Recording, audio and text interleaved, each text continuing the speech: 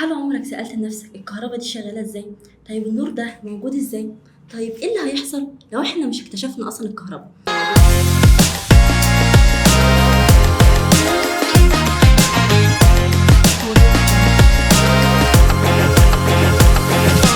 الكهرباء بالنسبة لنا بقت حاجة طبيعية جدا، بس من 150 سنة كانت فكرة مجنونة جدا برضه. ورا كل جنون كان راجل اسمه نيكولا تسلا. بس قبل ما نروح لتسلا وقد ايه هو كان عالم عظيم، لازم نقف شوية عن توماس اديسون. اكيد كلنا سمعنا عنه، العالم اللي الناس كلها بتشوفه ابو النور، اللي اخترع المصباح الكهربائي، واللي كان الكل شايفه وقتها رمز للعبقريه العمليه. بس اديسون كان شايف نفسه في سباق ضد اي حد يهدد المجد بتاعه. وفي يوم ما ظهر تسلا، شاب صربي هادي وغريب الاطوار، بيتكلم عن كهرباء بتسافر في الهواء من غير اسلاك. الكلام ده في القرن ال19 كان بالنسبه للناس هرطله وجنون.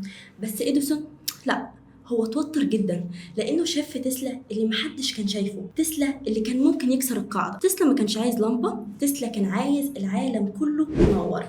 اديسون كان بيشتغل بالتيار المستمر اللي هو الدي سي، وتسلا اخترع التيار المتردد الاي سي. فرق بسيط بالاسم بس ضخم جدا في التأثير. التيار المتردد اللي خلى الكهرباء توصل لبيتك النهارده، واللي حصل اللي بعدها اتحولت حرب التيارات. اديسون بدأ يشوه تسلا وقال للناس ان التيار المتردد ده قاتل، لدرجه انه جاب حيوانات في عروض عامه وصدمها بالكهرباء علشان يثبت كلامه. تخيل العبقريه تتحول لحرب علاقات عامه. لكن الحقيقه ان تسلا كسب فعلا، مش في الفلوس لكن في العلم. الطيار اللي اخترعه هو اللي كان بيشغل المدن والقطارات والمصانع لحد النهارده. بس في المقابل ده مات فقير لوحده في اوضه في فندق مفيش فيها حتى النور اللي هو ساهم يخليه يولع. اللحظه دي بتخليك تسال نفسك سؤال غريب جدا: ازاي ممكن عبقري يغير العالم والعالم ينساه بكل بساطه؟ تسلا كان بيحلم بعالم مجاني للطاقه، كان شايف الكهرباء هبه من الكون لازم توصل للكل. بس النظام الاقتصادي ما بيسمحش بده. فضل اديسون هو اللي على الغلاف وتسلا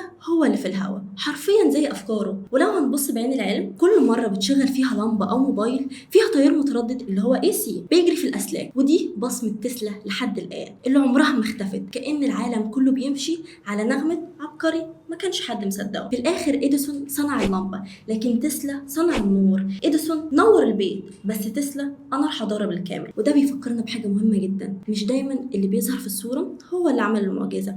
احيانا كل اللي غير التاريخ فعلا كان مجرد ومضة برق واختفى، وده كان اثر